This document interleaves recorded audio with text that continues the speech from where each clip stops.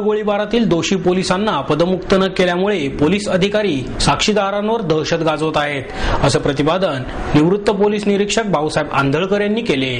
मावळ शेतकरी गोळीबार प्रकरणाचा तपास पारदर्शकतेने व्हावा यासाठी मावळ शेतकरी हत्याकांड विरोधी जन आंदोलन समितीच्या वतीने निवृत्त पोलीस निरीक्षक भाऊसाहेब आंधळकर यांच्या नेतृत्वाखाली सर्वपक्षीय कार्यकर्त्यांनी जिल्हाधिकारी कार्यालयावर मोर्चा काढला।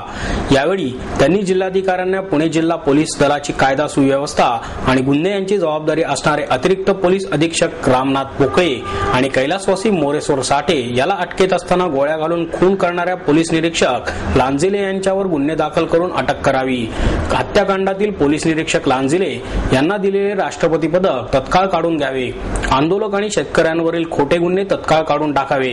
गोळीबारात मृत्युमुखी पडलेल्या व्यक्तीच्या कुटुंबियांना शासनाने 25 लाख तर जखमींना 10 लाख रुपये द्यावेत। साक्षीदारांना शेतकरी आणि आंदोलकांना पूर्णवेळ संरक्षण द्यावे अशा मागणीचा निवेदन महसूल अधिकारी तहसीलदार उदयसिंग भोसले यांना दिले।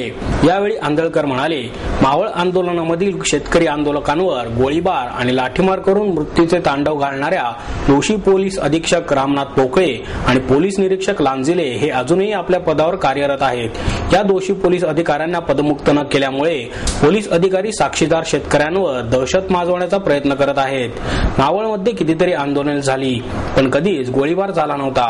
पवना पाणी प्रश्नावर पोलिसांनी आंदोलकांवर केलेला गोळीबार हा स्टंटचा प्रकार आहे। गोळीबार करताना पोलिसांनी कुठलीच दक्षता घेतली नाही। अतिरिक्त पोलीस अधीक्षक रामनाथ पोकळे आणि पोलीस निरीक्षक यांनी आंदोलकांवर गोळीबार केला आणि तेच तपास यंत्रणेत आहेत, त्यामुळे आंदोलक घाबरले आहेत। पोलिसांच्या दहशतीमुळे मावळमध्ये लग्न जत्रा होत नाहीत।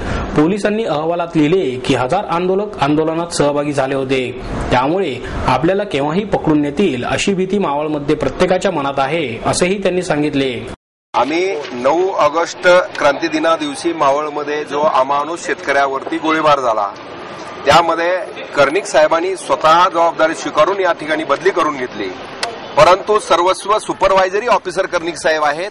याची लॉ अँड ऑर्डर आणि क्राईम गुन्ह्याची जबाबदारी ही पूर्णतः ॲडिशनल एसपी रामनाथ पोकळे यांची आहे आणि त्याचप्रमाणे त्या ठिकाणी बंदोबस्त नेमल्यानंतर जी प्रिकॉशन घ्यायला पाहिजे होती ती प्रिकॉशन न घेतल्यामुळे आणि अमानुषपणे गोळीबार केल्या कारणाने यामध्ये निरनिराळी स्टेटमेंट गायकवाड आयोगांसमोर येत आहेत।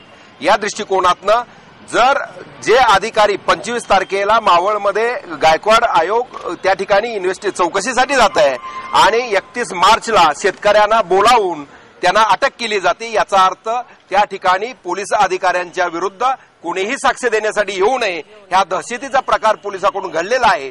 यामध्ये रामनाथ पोकळे आणि लंजिले या दोघांनाही त्वरित 302चे कारण मोरेश्वर साठे यांना तुम्ही ताब्यात घेतल्याचं चित्रीकरण आमच्याकडे आहे, गाडीमध्ये बसवल्याचं चित्रीकरण आहे आणि त्यानंतर त्यांना गोळी लागते, याचा अर्थ कस्टडियल इन्काउंटर हा केलेला गेलेला आहे आणि त्याला जी गोळी लागलेली आहे ती बलराज लंजिले या पीआयची लागलेली आहे आणि त्याला ही गोळीबार झाल्यानंतर शेतकऱ्याला अमानुषपणे हत्या केल्यानंतर सुद्धा पोलीस संचालक कार्यालयाकडून शासनाला अंधारात ठेवून याला राष्ट्रपती पदक दिलं जातं, ही फार शर्मेची बाब आहे आणि या दृष्टिकोनातनं त्याचं त्वरित राष्ट्रपती पदक काढून घ्यावं, त्याला त्वरित अटक करावी या मागणीचं निवेदन, तसंच यातील जे शेतकरी आहेत त्यांच्यावरचे खटले त्वरित शासनाने काढून घ्यावे आणि त्यांना जे मृत्युमुखी पडलेले आहेत त्यांना 25 लाख रुपये आणि जखमी आहेत त्यांना 10 लाख रुपयाची मदत द्यावी या दृष्टिकोनातनं आम्ही निवेदन दिलेलं आहे। जबाबदारी होती परंतु ते सुपरवायझरी अधिकारी आणि डायरेक्ट क्राईमशी निगडीत अधिकारी यामध्ये थोडा फरक आहे।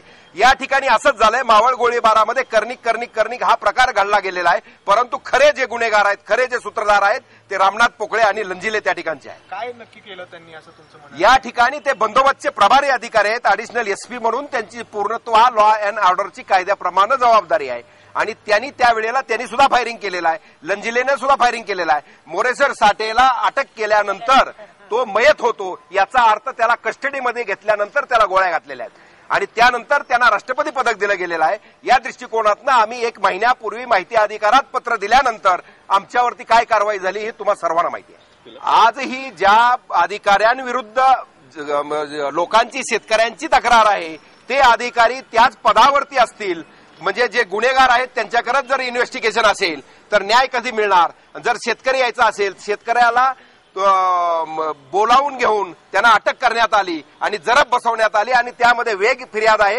1100 ते 1200 पुरुष आणि 200 महिला त्या ह्याच्यामध्ये सहभागी होत्या आंदोलनामध्ये. याचा अर्थ एवढे लोक यांना अटक करायचे आहेत. यामुळे कुणी जत्रा केलेला नाही, सण केलेला नाही किंवा लग्न कार्याला सुद्धा लोक हजर राहत नाहीत, एवढी भीती पोलिसाची आहे. 1 महिन्यापूर्वी मी ज्या वेळेला जी घटना घडली त्यावेळेला पोलीस खात्यामध्ये होतो. अनेक आंदोलनं मी पीआय वडगाव आणि पीआय एलसीबी असताना झालेले आहेत.